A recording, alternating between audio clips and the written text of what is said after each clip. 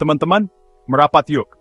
Hari ini kita akan membahas tentang APBD Kabupaten Tangerang tahun 2025. Menarik kan?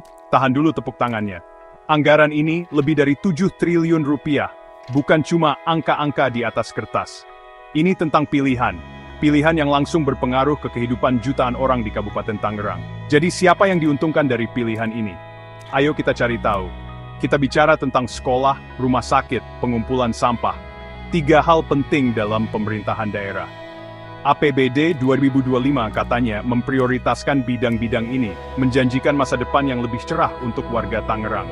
Tapi, apakah janji-janji ini benar-benar bisa diwujudkan, atau hanya omong kosong politik? Kita akan segera cari tahu. Siap-siap, karena kita akan membedah anggaran ini, mengungkap potensi masalahnya, dan melihat apakah anggaran ini benar-benar sesuai dengan kebutuhan rakyat. Karena jujur saja, anggaran bukan cuma soal angka, ini tentang orang-orang, dan apakah mereka diperlakukan dengan adil. Pertama, pendidikan. APBD 2025 menggembar-gemborkan pendidikan gratis, bukan cuma di sekolah negeri, tapi juga swasta. Ditambah lagi, ada program digitalisasi dan insentif untuk siswa berprestasi. Kedengarannya bagus ya, tapi kita lihat dulu detailnya. Bagaimana dampaknya terhadap kualitas pendidikan? Apakah sekolah swasta benar-benar mau ikut? Selanjutnya, kesehatan. Anggaran ini menjanjikan peningkatan pelayanan di RSUD dan Puskesmas, yang didanai dari tebak pengalihan anggaran. Sekali lagi, kedengarannya menjanjikan. Tapi apakah cukup untuk memenuhi kebutuhan kesehatan penduduk yang terus bertambah? Apakah kualitas pelayanan kesehatan benar-benar akan meningkat? Terakhir, digitalisasi. Kata kunci di abad ini. Kabupaten Tangerang ingin ikut revolusi digital, terutama dalam hal pembayaran pajak. QRIS dan virtual account sedang tren. Tapi bagaimana dengan mereka yang kurang paham teknologi? Apakah mereka akan tertinggal dalam dunia digital ini?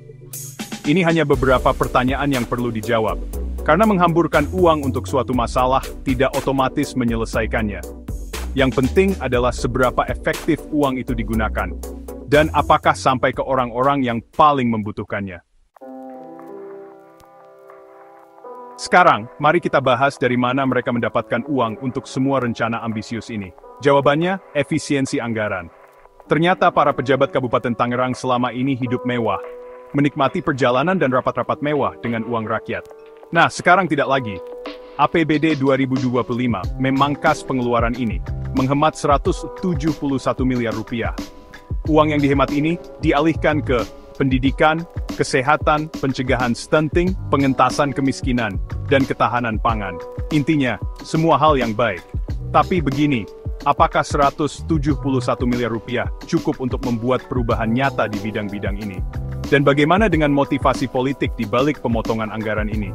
Apakah benar-benar peduli pada rakyat, atau hanya langkah untuk menyenangkan pemilih? Lagi pula, pemilu selalu dekat. Terakhir, mari kita lihat gambaran yang lebih besar.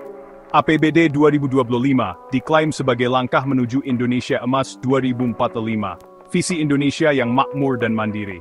Tapi bisakah Kabupaten Tangerang benar-benar berkontribusi pada visi besar ini, sementara masih bergulat dengan masalah dasar seperti kemiskinan dan akses ke pendidikan dan kesehatan yang berkualitas?